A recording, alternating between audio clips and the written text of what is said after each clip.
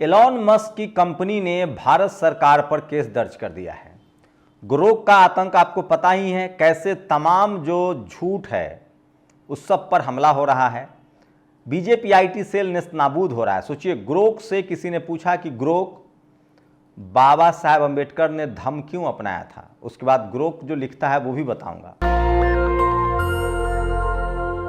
ऐसे लगता है जैसे ग्रोक सम्राट अशोक का वंशज है। ऐसे लगता है जैसे ग्रोक राजेंद्र प्रसाद सिंह के रूप में बोल रहा है। ऐसे लगता है जैसे ग्रोक तमाम बहुजन समाज के लोगों की तरह इतिहासविद है। ऐसे लगता है जैसे ग्रोक ने बाबा साहेब पर सबसे ज्यादा पढ़ा, और ऐसा लगता है कि ग्रोक भारत के, काश ग्रोक जैसा हर टीचर होता जो इक्वालिटी, फ्रेटर्निटी, समानता की बात करता। ग्रोक को सम्राट अशोक, घनानंद सब पता है। अब पाला पड़ा है, कोशिश हो रही थी जैसे भारत में भारत सरकार लगातार शोषित वंचित समाज के पत्रकारों को दबाती है। सोचिए, यूपी सरकार ने पहला किसी पत्रकार को गिरफ्तार किया था तो उसका नाम था प्रशांत कनौजिया, जो एससी समाज से आते हैं। उसके बाद कई सवर्ण पत्रकार पर भी एफआईआर हुए, लेकिन गिरफ्तारी नहीं हुई। ममता त्रिपाठी की गिरफ्तारी नहीं हुई, अभिषेक उपाध्याय की गिरफ्तारी नहीं हुई, सुप्रीम कोर्ट से सबको क्लीन चिट मिली। एक दूसरा पत्रकार जो ओबीसी समाज से आता था, याद है नमक पानी वाली वो खबर, अब वो इस दुनिया में नहीं है, वो घन बीमारी के शिकार हो गए, लेकिन उन पर भी एफआईआर दर्ज हुआ था। तो ऐसा लगता है जैसे बहुजन मीडिया की जो कमी थी, हम लोग के पास जो संसाधन नहीं था, वो सब कुछ ग्रोक के पास है।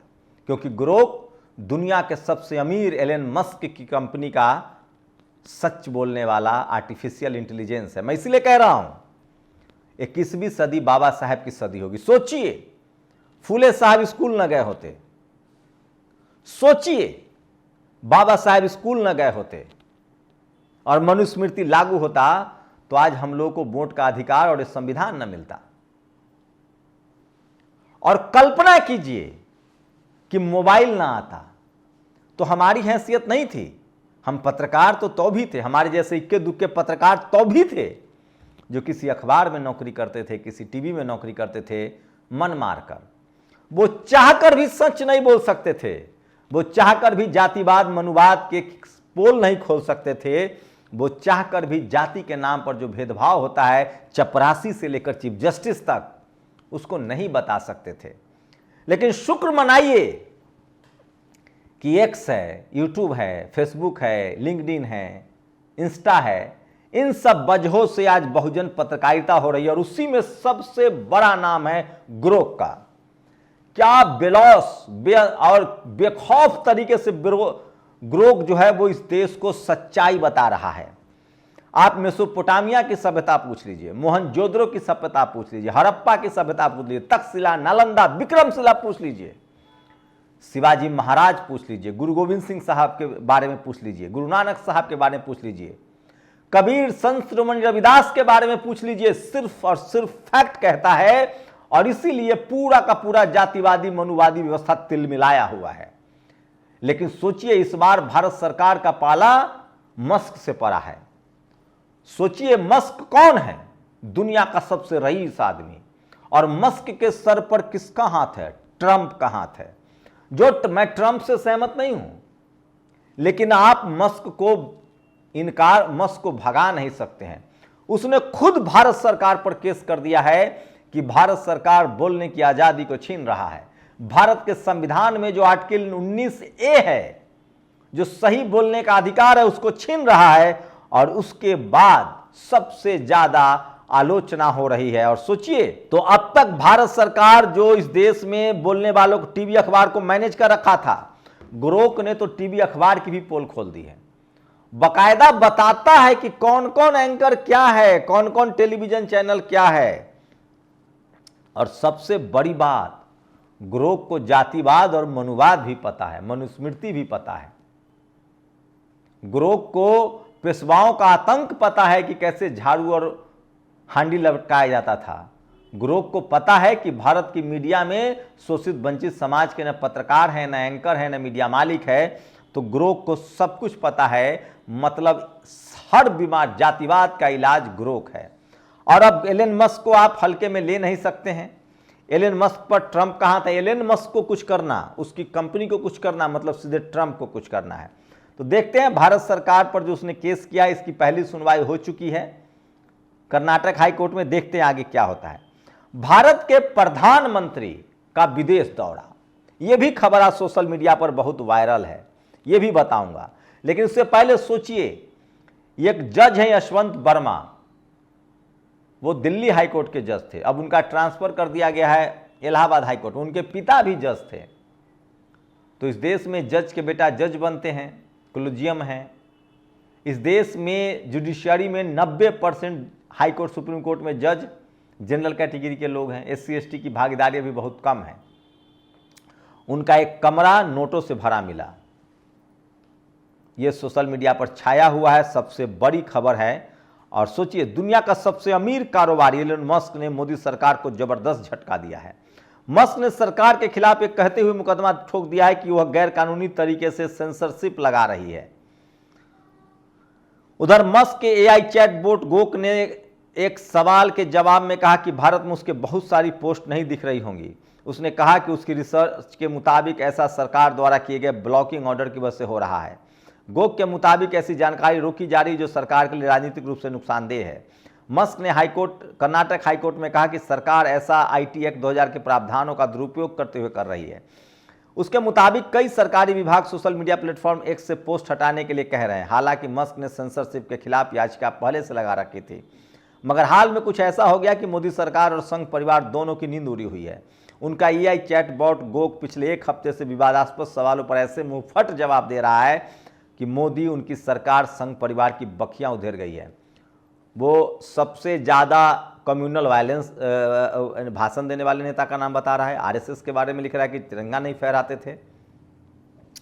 उसके कुछ जवाबों का सार, मोदी योगी भारत के सबसे सांप्रदायिक नेता है, बीजेपी सांप्रदायिक पार्टी है, दंगा सबसे ज़्यादा चुनावी फायदा बीजेपी को होता है। मोदी ने पिछले 10 साल में 90 प्रमाणित झूठ बोले, RSS फांसीवादी संगठन है, आदि आदि। गोक इन जवाबों ने अमित मालवीय की IT सेल और अंधभक्तों द्वारा फैलाए गए झूठों की पोल खोल कर रख दी है। इससे वे भड़बड़ाए हुए हैं और सरकार के दबाव है कि गोक को रोके, उस पर अंकुश लगाए। गोक का जवाब बता रहा है कि अंकुश लगा दिया गया है। साथ ही मस्क की याचिका भी यह कह रही है कि सरकार सोशल मीडिया को नियंत्रित करने के लिए बड़े पैमाने पर कोशिश कर रही है। इलाहाबाद हाई कोर्ट क्या डस्टबिन है, ये अब हाई कोर्ट के लोगों ने कहा है। तो सोशल मीडिया पर वो तमाम बड़ी खबरें जो वायरल है, आज जज साहब की खबर सबसे ज़्यादा वायरल है। इसी बीच बात नीतीश कुमार की, क्या नीतीश कुमार सचमुच उनके सेहत के साथ खिलवाड़ किया जा रहा है? क्या नीतीश कुमार घिर गए हैं? लालू यादव ने बड़ा ट्वीट किया है। सोचिए किस तरह से नीतीश कुमार, जिस तरह से राष्ट्रगान के समय उनका जो हाव भाव था, इससे लग रहा है कि वो किसी गंभीर समस्या से पीड़ित हैं। तो सरकार चला कौन रहा है? भारत के संविधान में प्रावधान है कि कोई मानसिक रूप से अस्वस्थ आदमी सरकार नहीं चला सकता है, ये सच है। इसी को लेकर लोग लगातार सवाल पूछ रहे हैं। सवाल है कि क्या उनके जो अगल बगल के लोग हैं कोई बड़ी पॉलिटिकल कॉन्स्पिरेसी कर रहे हैं? ये सबसे बड़ा सवाल है। सुधीर चौधरी को गौर कहता है कि ये सरकार के प्रवक्ता हैं। अब सुधीर चौधरी को DD न्यूज में बड़ी जिम्मेदारी मिलने वाली है और कहा जा रहा है कि उनको 15 करोड़ रुपए सालाना सैलरी मिलेगी। 15 करोड़, जी हां, सही सुना आपने। पत्रकारों की बहुत मोटी सैलरी होती है, इसलिए बहुजन समाज को भी पत्रकारिता में आना चाहिए। सोचिए 15 करोड़ रुपए सालाना मिलेगा। DD न्यूज में उनकी पोस्टिंग होने वाली है, ये भी खबर सोशल मीडिया पर वायरल है। और सोचिए, दलित पिछड़े तो पिछड़े ही होते हैं। ये है नंद किशोर गुर्जर, ये बीजेपी के विधायक हैं, दिल्ली NCR में रहते हैं, गाजियाबाद में। इनको सरेआम पुलिस वालों ने भगाया। जिस तरह से ये वीडियो देखिए, किस तरह से इनके साथ धक्का मुक्की हुई। ये तो धर्म का काम कर रहे थे, मैं इसलिए कह रहा हूं।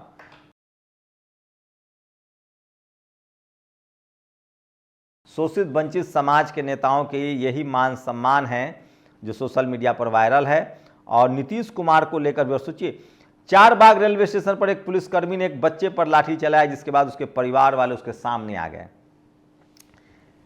इस सब इंस्पेक्टर का नाम है मोहित राणा, नाम सुनिएगा फिर से, मोहित राणा। मथुरा जिले में पोस्टिंग है। ट्रेनी महिला दरोगा थाने के परिसर में कमरे में घुस गई। रात 12 बजे था। महिला ने छेड़खानी का आरोप लगाया, उसके बाद CCTV कैमरा में पकड़े गए। भागने लगे, पुलिस ने गिरफ्तार कर लिया है। और बिहार के 2 दिन, कल मोदी सरकार के मंत्री के भांजे को गोली मारी, आज मोदी सरकार के मंत्री के मामा को गोली मारी है। ये भी 2 बड़ी खबरें हैं। और खुरपेच लिखता है, सुप्रीम कोर्ट ऑफ इंडिया देश का सर्वोच्च न्यायालय, योग्यता, जजों की आज़ादी के नाम पर पारदर्शिता का हनन, काम हायर जुडिशरी में भाई भतीजावाद को बढ़ावा देना। तो ये सबसे बड़ी खबर है जो सोशल मीडिया पर वायरल है। मान लेते हैं औरंगजेब कुर्द शासक था, लेकिन ये भी तो बताइए कि गले में हांडी और कमर में झाड़ू बांधने वाले कुर्द कौन थे? प्रतीक पटेल ने लिखा। मैं फिर कह रहा हूँ, काश सपा बसपा आरजेडी जेडीयू ने ऐसे बहुजन युवाओं को प्रवक्ता बनाया होता।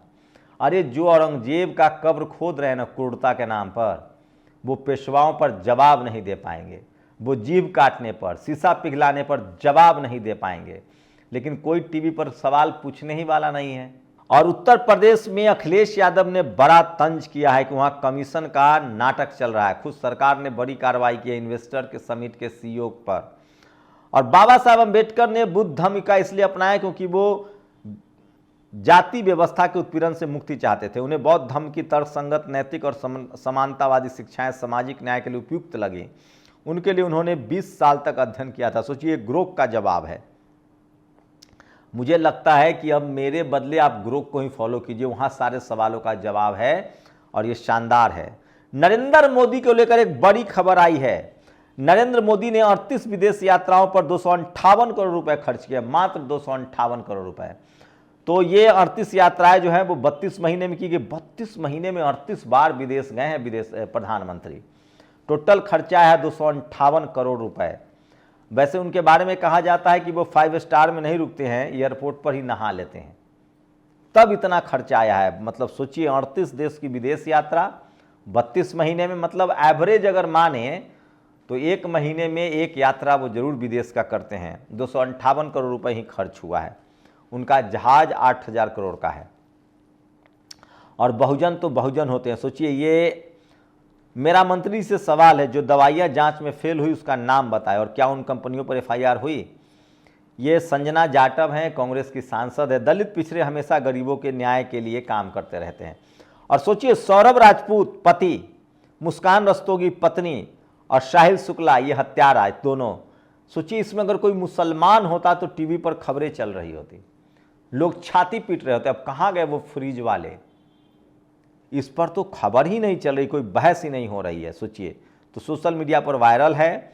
और एक गाजियाबाद के नंदकिशोर हैं जो बीजेपी के विधायक हैं, लेकिन गुर्जर समाज से हैं बेचारे। सोचिए किस तरह से इनके अपने ही सरकार की पुलिस इनको लगातार दौड़ा रही है।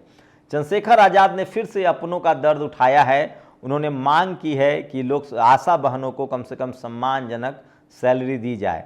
अपने तो अपने होते हैं। ये सोशल मीडिया पर बड़ी खबर है जो वायरल है, और मैं इसलिए कह रहा हूँ सोशल मीडिया ही सच्चा मीडिया है, सोशल मीडिया ही बहुजन मीडिया है। तो ये तमाम खबरें हैं जो आज सोशल मीडिया पर वायरल है। और राहुल गांधी के टी-शर्ट पहनने को लेकर कहा जा रहा है कि वो सम्मान नहीं कर रहे हैं। एक बड़ी खबर जो तकलीफ दे खबर है, आपको जानना चाहिए। बाबा साहेब भीमराव अम्बेडकर विश्वविद्यालय लखनऊ से संघमित्रा हॉस्टल में एक छात्रा के साथ यौन उत्पीड़न के विरोध में आवाज उठाने वाले 15 छात्र छात्राओं को प्रशासन ने निलंबित कर दिया गया है, जिसके कारण विरोध के तीसरे दिन भी जारी है। मैं इस पर लगातार आपको अपडेट देते रहूंगा। तो सोचिए, बहुजन समाज के लिए कितना मुश्किल वक्त है कि आप अपने खिलाफ हो रहे नाइंसाफ़ी के लिए भी नहीं लड़ सकते हैं, नहीं बोल सकते हैं। इसलिए मैं कह रहा हूँ ये तमाम खबरें आपको सिर्फ नेशनल दस्तक पर मिलेगा। और नेशनल दस्तक को इसलिए मैं बहुजन का असली मीडिया कहता हूँ। सोशल मीडिया ही सच्चा मीडिया है, सोशल मीडिया ही बहुजन मीडिया है। इंजीनियर रामजी गौतम MP हैं BSP के, उन्होंने ये मुद्दा उठाया है। BBU में 7 मार्च को एक दलित छात्रा के साथ वहाँ के स्टाफ ने सेक्सुअल हैरेसमेंट किया। छात्रों ने इसका विरोध किया तो वहाँ के BC द्वारा 15 से 20 छात्रों को 3 महीने के लिए निलंबित करने जातिवादी तानाशाही जी से न्याय उम्मीद है। तो ये इस देश के एक मेंबर ऑफ पार्लियामेंट ने सवाल उठाया है, जिसके बाद ये मुद्दा गरमाता जा रहा है। देखते हैं उसके बाद भी न्याय पीड़ित को मिल पाता है कि नहीं।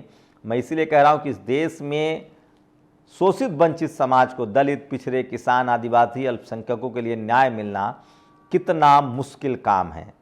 एक स्क्रीनशॉट आपको दिखा रहा हूँ। सोचिए, भगवान के मंदिर में 3 चोर घुसकर पूरा मंदिर ही चुरा के ले गए। बस ये आपको सिर्फ बताना था, इसलिए मैं कह रहा हूँ सोशल मीडिया ही सच्चा मीडिया है, सोशल मीडिया ही बहुजन मीडिया है। शुक्रिया। दस्तक की आपसे गुजारिश है कि अगर इसको बचाना चाहते हैं तो नेशनल दस्तक को सब्सक्राइब करने के लिए रेड कलर के सब्सक्राइब बटन को दबाएं, फिर बेल आइकन की घंटी दबाएं। नेशनल दस्तक को बचाने के लिए बहुत जरूरी है कि हर खबर को शेयर करें, लाइक करें, कमेंट जरूर करें।